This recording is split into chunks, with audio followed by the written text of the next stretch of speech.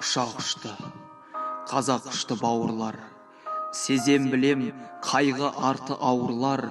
5 баланың өлімімен басталып, 5 арысты ақтауға да жасқанып, жылдың соңы қаралы күн болса да, үндемейтін бізде ғана қауым бар.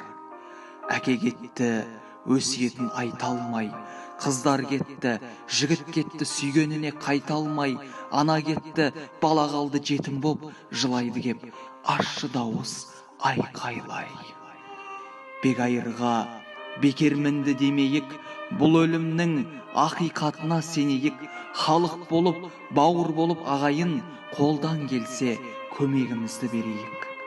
Осы өлім сізге де келер, байқаңыз, шүкірлік қыл, дұға жаса Құдайға, бізге келер қорыққаннан айтармыз.